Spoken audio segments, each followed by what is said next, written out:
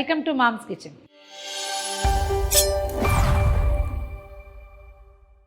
ఇవాళ dry fruit laddu చేసుకుందామండి.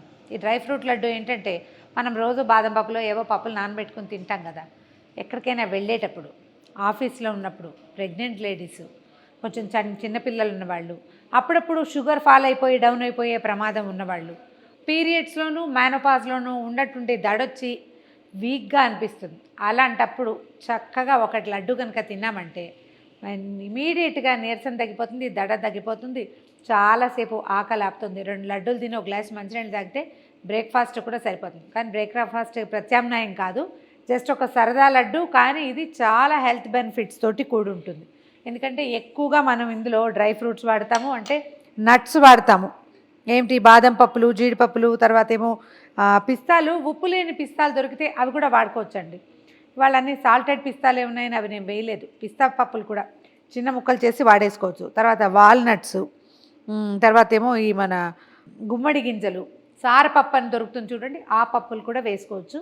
కొంచెం కొబ్బరి, తర్వాత వీటితోటి షుగరు బెల్లము ఏమీ లేకుండా ఖర్జూరాలు. కొంతమందికి ఖర్జూరాల్లో అలర్జీ వస్తుందండి, చూసుకోండి. అది అలర్జీ వస్తే మాత్రం తినకండి. ఖర్జూరాలతో ఏంటంటే కొంచెం ఎమీబియాసిస్ వచ్చే లక్షణం కనపడుతుంది. ఎవరికైతే ఆ ప్రాబ్లం ఉందో వాళ్ళకి పెరిగిపోతుంది ఇబ్బంది. ఓ స్పూన్ నెయ్యేసి ముందు జీడిపప్పులు వేయిద్దాం. ఏ పప్పులకి ఆ పప్పులు సపరేట్గా వేయించేసుకుంటే ఏమవుతుందంటే ఓ పప్పు కొంచెం ఎక్కువ వేపడం పడుతుంది, ఒక్కో దానికి తక్కువ పడుతుంది. జీడిపప్పులు అవి చక్కచక్క వేయకపోతాయి, మళ్ళీ బాదంకి సమయం పడుతుంది కదా, చూసి వేయించుకోవాలి. స్టవ్ని మీడియం ఫ్లేమ్ మీద ఉంచండి, హైలో పెట్టద్దు. పప్పుల్లో ఏదైనా నలకలు చిన్న ముక్కలు ఉంటే మాడిపోతాయి. కొంచెం మంచి రంగు రాగానే తీసేసేయండి. డార్క్ కలర్ రావక్కర్లా, డార్క్ అయితే మాడు రుచి వస్తుంది. లేత వేపు అంతే. చిన్న ముక్కలు తొందరగా వేయకపోతాయి, అందుకని ముక్కలు ఈవెన్గా కట్ చేసుకుంటే బాగుంటుంది.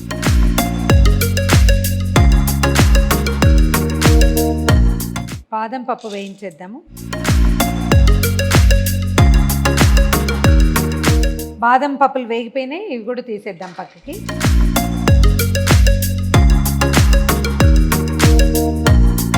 వాల్నట్స్ ముక్కలు వేయించేద్దాము. ఇవేంటంటే అన్నీ తలా ఒక 50 గ్రాములు తీసుకున్నాం అనుకోండి. ఎన్ని పప్పులు ఉంటే ఎన్ని రకాలు కుదిరితే అన్నీ. 50 గ్రామ్స్ ఏవేంటి, బాదంలు, జీడిపప్పులు, తర్వాత వాల్నట్స్, ఆ తర్వాత మనకి పిస్తా కనుక దొరికితే అవి అన్నీ 50 గ్రామ్స్ తీసుకుంటే, ఆ తర్వాత మనం వేసేటువంటి ఇవి మన గుమ్మడి గింజలు అలాంటివి తక్కువే ఉంటాయి కదా, కొంచెం కొంచెం వేసుకోవాలి. 2 స్పూన్లు వేసుకోవాలి. సో వాటికి ఏం చేయాలి, మనం ఒక 1/2 కిలో కంటే ఎక్కువ 200 గ్రామ్స్ పప్పులు ఉన్నాయనుకోండి, 300 గ్రామ్స్ ఇంచుమించుగా ఖర్జూరం తీసుకుంటే సరిపోతుంది. వేగాక కావాలంటే ఇంకా కొంచెం చిన్న ముక్కలుగా చేసుకోవచ్చు. వాల్నట్స్ కూడా వేగిపోయినాయండి, పక్కకు పెట్టేద్దాము. గుమ్మడి గింజలు వేయించేద్దాం. మన దగ్గర చారపప్పులు అవి ఉంటే అన్నీ వేయించుకోవచ్చు అండి. అంటే మనం నార్మల్గా తినగలిగే ఏ గింజలు, ఏ పప్పులనైనా ఇందులో వేసేయచ్చు. పుచ్చ గింజలు, తర్బూజా గింజలు, ఏవైనా సరే. ఈ గింజలతో పాటు కొంచెం ఒక 2 స్పూన్ల ఎండు కొబ్బరి. ఈ కొబ్బరిని సన్న పొట్టుగా కాకుండా కొంచెం పొడుగాటి చీలికలుగానే తీసుకోండి. పొట్టు అయితే మరీ బాగుండదు అంత, అంటే వేగిపోతుంది, ఎక్కువగా మాడిపోతుంది. ఇలా పెద్ద పెద్ద వీటిలాగా, అంటే మనం ఈ కోరే దాంట్లో వెడల్పాటి పళ్ళు ఉంటాయి కదా, అక్కడి నుంచి కోరితే మనకి ఇట్లా చక్కగా పొడుగ్గా వస్తుంది, చాలా టేస్టీగా ఉంటుంది.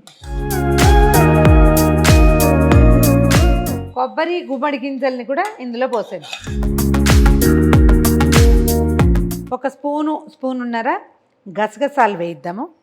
ఇది ఏంటంటే హెల్త్కి చాలా మంచిదని చెప్తారు, కాకపోతే మోతాదుగా తినాలి, ఎక్కువ తినకూడదట. లడ్డూకి ఒక ప్రత్యేకమైన రుచిని తీసుకొస్తుంది. దీంతో ఏంటంటే అమీబియాసిస్ చాలా తగ్గుతుందండి. ఎక్కువగా తీసుకుంటే కొంచెం మత్తు వస్తుందని, అలవాటు అయిపోతుందని అలా చెప్తారు. అమీబియాసిస్ ప్రాబ్లం ఉన్న వాళ్ళు, తరచుగా డీసెంట్రీ, మోషన్లో ఏదైనా ఇబ్బంది అలాంటి ఉన్న వాళ్ళకి చాలా బాగా పనిచేస్తుంది.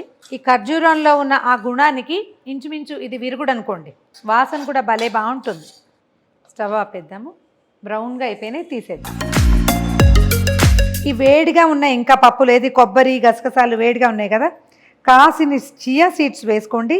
ఇవి బాగున్నాయి. జనరల్గా చియా సీడ్స్ని నానబెట్టాలని చెప్తారు, లేదా ఇలా కొంచెం వేడి చేసినా కూడా స్టవ్ మీద పెట్టక్కర్లేదట, పొయ్యి మీద పెట్టకూడదు. జస్ట్ అట్లా కొంచెం ఆ వేడి మధ్యలో ఉంచితే కనుక కాస్త వాటిలో టెక్స్చర్లో మార్పు వస్తుంది.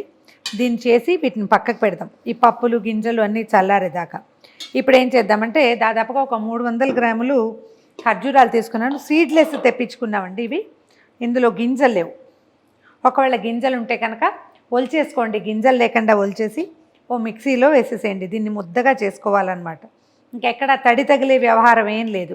ఒకసారి చూడండి. జనరల్గా అయితే సీడ్లెస్ అని అమ్ముతారు. అందులో గింజలు ఎలాగో ఉండవు. గింజలు ఉంటే మిక్సీ జార్ పాడైపోతుంది. వీటిని ఏం చేద్దామంటే బాగానే ఉన్నాయి అన్నీ. మిక్సీలో వేసేసి మెత్తగా గ్రైండ్ చేసేద్దాము.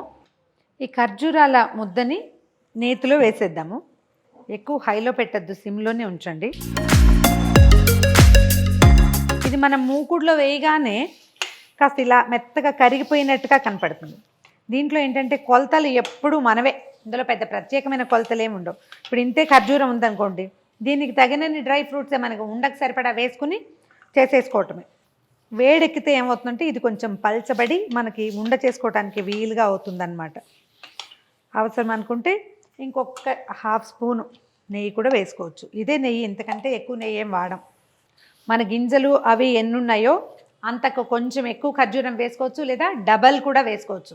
మనదే చాయిస్. ఒకసారి చేసి చూసి దాన్ని బట్టి రెండోసారి మార్చుకోవచ్చు అనమాట. మనం చేస్తే పూర్తిగా ఈ స్వీట్ షాప్లో చేస్తే ఎలా వస్తుందో అలాగే వస్తుంది, ఏమీ చేంజ్ రాదు. ఇందులో ఏంటంటే స్వీట్ షాప్స్లో వాళ్ళు నట్మగ్ వేస్తారు. అంటే జాజికాయ ఉంటుంది కదా, దాన్ని మనం ఏలక్కాయ పొడిలాగానే చేసేసి వేసుకోవాలన్నమాట. ఓకే, ఇది వేడిగా ఉంది. ఏం చేద్దామంటే ఇందులో ఒక 3-4 ఏలకుల పొడి వేసేద్దాం. తర్వాత ఒక్క చిటికెడు జాజికాయ పొడి. ఈ వాసన వల్లే ఇది బాగా డిఫరెంట్గా అనిపిస్తుంది. మామూలు లడ్డూల్లో మనం జాజికాయలు వేసుకోము చూడండి, ఎప్పుడు మహా అయితే పచ్చకర్పూరం వేస్తాం. కానీ జాజికాయ వేయటం వల్ల ఈ ఖర్జూరానికి ఒక డిఫరెంట్ స్మెల్ వస్తుందన్నమాట. మంచి అరోమాటిక్గా ఉంటుంది, చాలా రుచికరమైన వాసన. ఇప్పుడు ఈ ముద్దకి సరిపడా డ్రై ఫ్రూట్స్ వేసేద్దాం.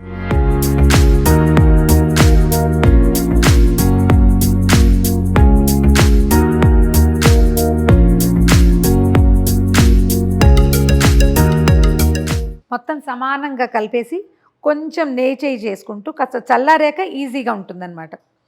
మొత్తం కలిపి ఇలా లడ్డు చుట్టేయటమే.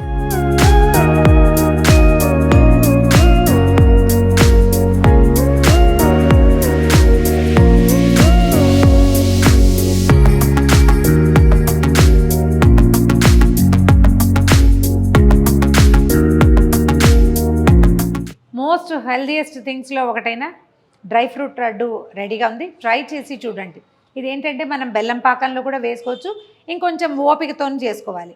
ఖర్జూరాలతో ఒక రవ్వ సులువు, తొందరగా అయిపోతుంది. అన్ని రెడీమేడ్ వస్తువులు కాబట్టి ట్రై చేసి చూడండి. ఈ వీడియో కనుక మీకు నచ్చినట్లయితే లైక్ చేయండి, షేర్ చేయండి.